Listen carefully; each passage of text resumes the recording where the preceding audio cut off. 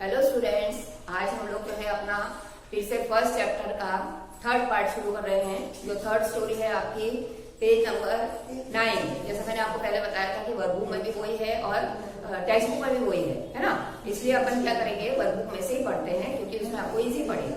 Okay, तो देखो page number 9 बुद्धिमान कौवा, ये आपकी थर्ड कहानी है। पहले हमने बातों में कछुआ पढ़ा था, ठीक है। अब है हमारा बुद्धिमान कौवा। तो इसमें हम लोग पहले स्टोरी करेंगे, उसके बाद फिर मैं आपको ये सब समझाती हूँ। स्टोरी देखो, ये स्टोरी बहुत पुरानी है, ये आप लोगों को सबको आती होगी। फर्स्ट क्रो वाली कहानी जो है, स्टोरी जो है वो आपने इंग्लिश में भी पढ़ी है, इंग्लिश में भी आती है ये कहानी, ठीक है।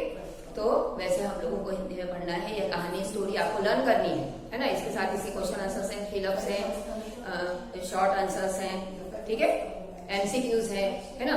तो ये सब आपको इसके अंदर आएंगे। और पीडीएफ में मैंने CW जहां जहां लिखा है वो सब आपको CW में लिखना है, ठीक है। ये स्टोरी वाले लेसन में तो सब कुछ लिखना है, ठीक है। तो अब इसमें देखो, चित्र में देखते जाना कि एक कौवा रहता है। तो एक बार उसको बहुत प्यास लगती है, ठीक है। अब वो क्या करता है, उड़ता उड़ता बहुत दूर तक चला जाता है, बहुत दूर तक प्यासा हो जाता है एकदम।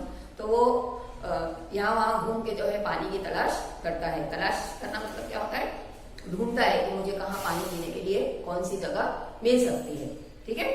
तो वो क्या करता है कि उसको कहीं भी पानी नहीं दिखाई देता, तो बहुत ही निराश हो जाता है। वो निराश होके जो है उड़ते उड़ते धीरे धीरे उतरता है नीचे और एक झोपड़ी के पास जाके रुक जाता है, नीचे बैठ जाता है। तो इधर उधर ऐसे देखने लगता है कि शायद उसे कहीं वहां पे पानी मिल जाए, ठीक है ना।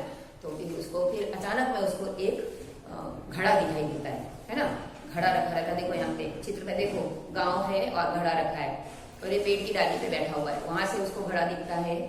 तो घड़े में जैसे वो घड़े के वहां जाके देखता है तो सोचता चलो चोंच से पानी पी लेता हूँ। तो जैसे वो वहां तक पहुंचता है तो पानी तो बहुत नीचे रहता है, तो उसकी चोंच तो कैसे जाएगी उसके नीचे, ठीक है ना। तो सोचता है कि अब मैं क्या करूं। तो वो कोई उपाय सोचने की कोशिश करता है। सोचते सोचते जो है वो उसके दिमाग में एक उपाय आता है। सेकेंड पिक्चर में देखो, पानी ऊपर लाने के लिए जो है एक उपाय सोच लेता है। आसपास क्या होता है कि छोटे छोटे से कंकड़ पड़े, कंकड़ समझते हो ना, बड़े होते हैं तो पत्थर होते हैं, और छोटे छोटे होते हैं ना वो उसको कंकड़ बोलते हैं, ठीक है ना।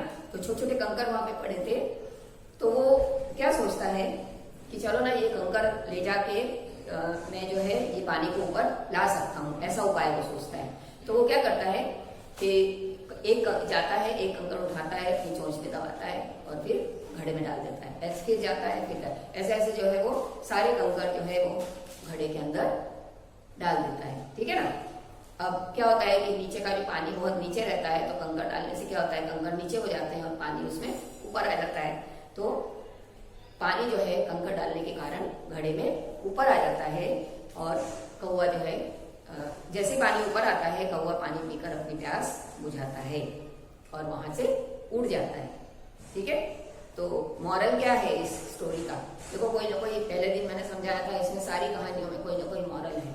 तो इसका मॉरल क्या होगा, इसकी सीख क्या होगी आपको, क्योंकि कहानी में आपको सीख भी लिखने के लिए आएगी।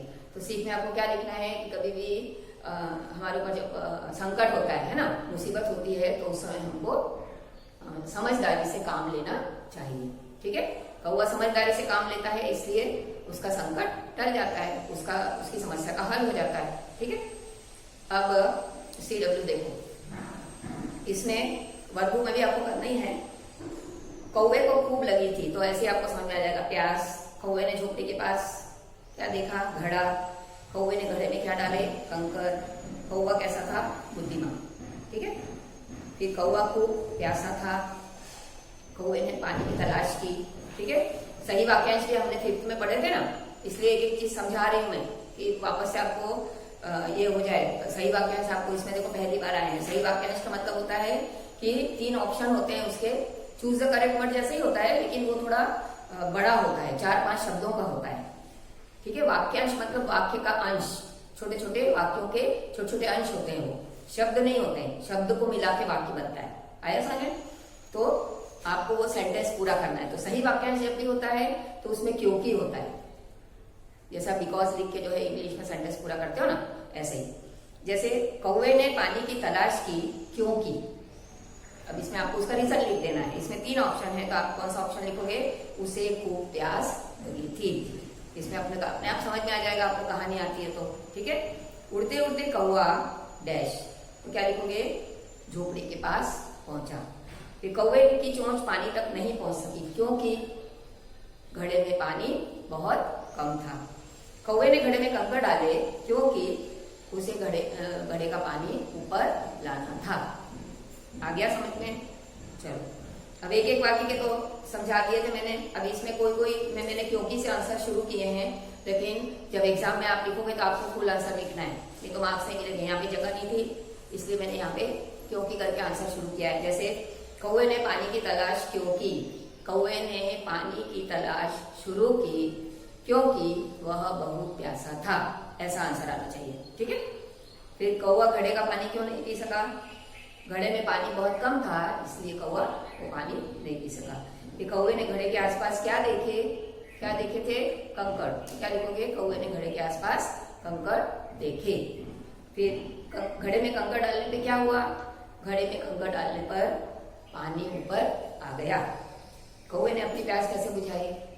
घड़े का पानी ऊपर आने पर कौवे ने अपनी प्यास बुझाई। ज्यादा कुछ नहीं लिखना है, एक वाक्य नहीं लिखना खाली। फिर घड़े का पानी पीने के लिए उसने क्या किया? ये थोड़ा बड़ा आंसर है कि उसने अपनी चोंच में एक कंकड़ लाकर उसमें डाला और कंकड़ डालते ही पानी ऊपर आया और कौवे ने अपनी प्यास बुझाई। ठीक है। तो ये आपको पीडीएफ आएगा और ये पूरे ही करनी है। इसमें एक्सरसाइज 4 ही तो छोटी छोटी एक्सरसाइज है और स्टोरी लिखना। हाँ, सब में जो मैं पढ़ाती जा रही हूँ CW में, पहले ये स्टोरी आपको इतनी सी तो है, ये छोटी वाली स्टोरी लिखना और फिर उसके बाद उसकी एक्सरसाइज करना। ठीक है, समझ में आ गया? तो यहाँ पे जो है अपना 3rd पार्ट शुरू होता है, 4th पार्ट एक और बाकी है इसका। ठीक है, थैंक यू।